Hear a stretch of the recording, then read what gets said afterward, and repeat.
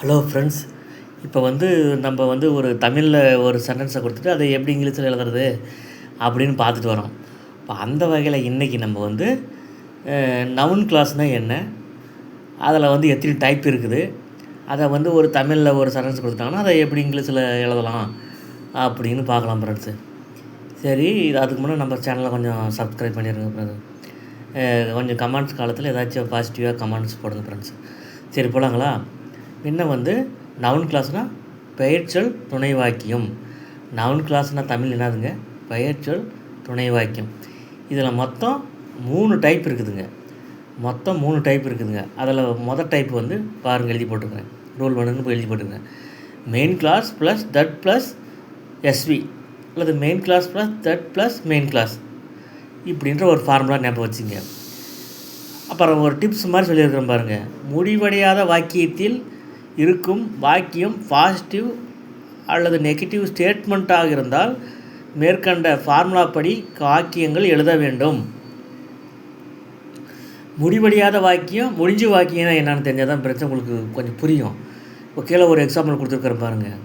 அவர்கள் வருவார்கள் என்று எனக்கு தெரியும். ஒரு தமிழ் வாக்கியத்தை இப்படி எடுத்துக்கணும். அவர்கள் வருவார்கள் என்று எனக்கு தெரியும். இதில் முடிஞ்ச வாக்கியம், முடியாத வாக்கியம். அதான் முடிஞ்ச வாக்கியம்னா பொருள் முடிஞ்ச வாக்கியம், முடியாத வாக்கியம்னா பொருள் முடிவடையாத வாக்கியம். அதை கண்டுபிடிக்க தெரியும் ஃப்ரெண்ட்ஸு. முதல்ல தமிழ் வாக்கியத்தில் முடிவடையாத பொருள் முடிவடையாத வாக்கியம்தான் முதல்ல வரும். பொருள் முடிஞ்ச வாக்கியம் தமிழில் 2வதாக வரும். அதை பாருங்கள். அவர்கள் வருவார்கள் என்று, ஏன்னா முடிஞ்சிருக்குதுங்களா பொருள். அவர்கள் வருவார்கள் என்று பொருள் முடிவடையாத தொக்கி நிற்கிது வாக்கியம் தான் முடிவடையாத வாக்கியம். எனக்கு தெரியும், ஐ நோ, எனக்கு தெரியும்.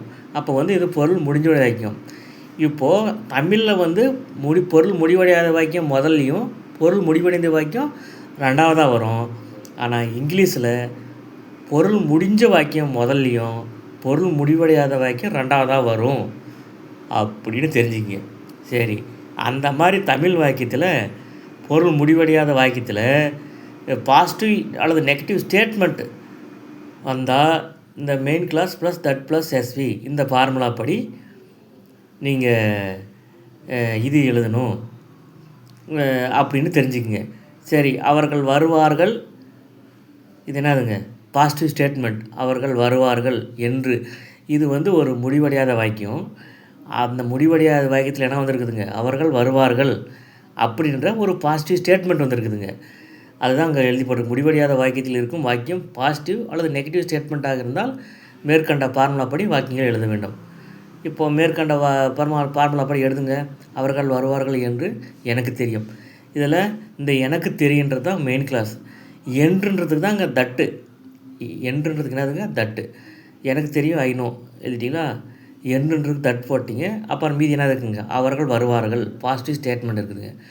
அவர்கள் வருவார்கள் என்ன எப்படி எழுதிங்க? They will come. புரிஞ்சுங்களா ஃப்ரெண்ட்ஸு? அடுத்து சென்டென்ஸ் போகலாம். அவங்க எடுத்துக்காட்டு. அவர்கள் வரமாட்டார்கள் என்று எனக்கு தெரியும். அதே பாருங்கள், பொருள் முடிவடையாத வாக்கியத்தில் இருக்கும் வாக்கியம் நெகட்டிவ் ஸ்டேட்மெண்ட்டாக இருக்குது. அவர்கள் வரமாட்டார்கள் என்று, இது பொருள் முடிவடையாத வாக்கியம். அதில் என்னென்னு இருக்குதுங்க? அவர்கள் வரமாட்டார்கள் நெகட்டிவ் ஸ்டேட்மெண்ட் இருக்குதுங்க. நெகட்டிவ் ஸ்டேட்மெண்ட் இருந்தாலும் அந்த தட்டு வச்சு வர ஃபார்முலாவில் போய்ட்டு தான் எழுதணும்னு சொல்கிறேன். அவர்கள் வரமாட்டார்கள் என்று எனக்கு தெரியும். I know that they will not come அல்லது I know that they want come இப்படி கூட நீங்கள் சொல்லலாம் ஃப்ரெண்ட்ஸ்.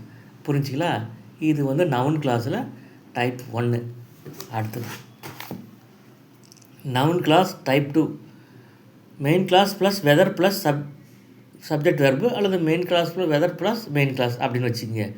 பொருள் முடிவடையாத வாக்கியத்தில் இருக்கும் வாக்கியம் positive yes or no question அல்லது நெகட்டிவ் எஸ் ஆர் நோ கேள்வியாக இருந்தால் மேற்கொண்ட ஃபார்முலா படி வாக்கியங்கள் எழுத வேண்டும். நவுன் கிளாஸ் வாக்கியங்கள் எழுத வேண்டும். எக்ஸாம்பிள் பாருங்கள். அவர்கள் வருவார்களா என்று எனக்கு தெரியாது. அவர்கள் வருவார்களா என்று இது என்னதுங்க? அவர்கள் வருவார்களா எஸ்ஆர் நோ கொஸ்டினுங்களா? எஸ்ஆர் நோ கொஸ்டின் முடிவடையாத வாக்கியத்தில் வந்தால் இந்த ஃபார்முலா படி எழுதணும். எப்படி? Main clause plus whether plus subject verb அல்லது main clause plus whether plus இன்னொரு மெயின் கிளாஸ். அதான் சொல்ல வருங்க. அப்போ எனக்கு தெரியாது இங்கிலீஷில் எப்படி வருங்க? எனக்கு தெரியாத பொருள் முடிவடைஞ்ச வாக்கியம் தான் முதல்ல வரும். அதான் எனக்கு தெரியாது, ஐ டோன்ட் நோ. என்று அதுக்கு தான் வெதர். அவர்கள் வருவார்களா அப்படின்றத இந்த வெதர் பக்கத்தில் ஒரு மெயின் கிளாஸ் இது சப்ஜெக்ட் வடிவத்தில் எழுதிட்டிங்கன்னா அந்த மீனிங் வந்துருங்க ஃப்ரெண்ட்ஸு. அவர்கள் வருவார்களா என்று எனக்கு தெரியாது. ஐ don't know whether they will come. அந்த ஃபார்முலா படி எழுதிருங்க. அடுத்தது, அவர்கள் வருவார்களா வரமாட்டார்களா என்று எனக்கு தெரியாது. அவர்கள் வருவார்களா வரமாட்டார்களா என்று எனக்கு தெரியாது. இது நெகட்டிவ் எஸ்ஆர் நோ கொஸ்டின் இருக்குதுங்க. பொருள் முடிவடையாத வாக்கியத்தில் நெகட்டிவ் எஸ்ஆர் நோ கொஸ்டின் இருக்குதுங்க. அதுக்கும் இதே ஃபார்முலா தான். Main clause plus whether plus subject verb, அல்லது main clause plus whether plus main clause. I don't know whether they will come or not. Whether they will come, அவர்கள் வருவார்களா இல்லையா வரமாட்டார்களான்னு இருக்குது இல்லையா. அதனால் அதுக்கு அந்த வெதர் கிளாஸ் சப்ஜெக்ட் ஏற்படுத்துது ஆர் நாட்டுன்னு ஒன்று சேர்த்து எழுதிக்கிறீங்க. அந்த மீனிங் வந்துருங்க. I don't know whether they will not or come or not. I don't know whether they will not come or not. அவர்கள் வருவார்களா வரமாட்டார்களா என்று எனக்கு தெரியாது. சரி, பழங்களா. இது 2வது மாடல். அடுத்து நவுன் கிளாஸ்லேயே 3வது மாடல். நவுன் கிளாஸில் 3வது மாடல். அது பாருங்கள், main clause plus question word plus main clause, அல்லது main clause plus question word plus subject verb. பொருள் முடிவடையாத வாக்கியத்தில் இருக்கும் வாக்கியம் கேள்வி வார்த்தையுடைய ஒரு கேள்வி வாக்கியமாக இருந்தால் மேற்கண்ட ஃபார்முலா படி வாக்கியங்கள் எழுத வேண்டும். அதாவது பொருள் முடிவடையாத வாக்கியத்தில் ஒரு WH கொஸ்டின் தமிழில் வந்துருக்குங்க. தமிழ் வாக்கியத்தில் அதை தான் வந்துச்சுன்னா அதைவே கொஸ்டின் விட அந்த கொஸ்டின் விடையை கன்ஜெஷனாக வச்சுக்கோங்க அப்படின்னு சொல்கிறாங்க. அப்போ இப்போ பாருங்கள், அவர்கள் எப்போது வருவார்கள் என்று உனக்கு தெரியுமா. இது என்னங்க மெயின் கிளாஸ்னால் சப்ஜெக்ட் வேறு தானே இருக்கும். நீங்கள் என்ன இந்த இடத்துல டூ யூ நோன்னு எழுதியிருக்கிறீங்களா அப்படின்னா உனக்கு தெரியுமா. அது நல்லா பொருள் முடிஞ்ச அளவுக்கு பொருள் முடிகிற அளவுக்கு தானே சொல்லுது. இது கேள்வி வடிவில் இருக்கிற ஒரு மெயின் கிளாஸுங்க. கேள்வி வடிவில் இருக்கிற மெயின் கிளாஸ் எதுங்க, உனக்கு தெரியுமா. அவர்கள் எப்போது வருவார்கள் என்று, இதில் எதுங்க கொஸ்டின் வேர்டு, எப்போது வென் எழுதிட்டுமா. அவர்கள் வருவார்கள், they will come. Do you நோன்றது மெயின் கிளாஸு, வென்ன்றது கொஸ்டின் வேர்டு, தே வில் கம்ன்றது அனதர் மெயின் கிளாஸ் அல்லது சப்ஜெக்ட் வெர்பு ஒரு சென்டென்ஸு.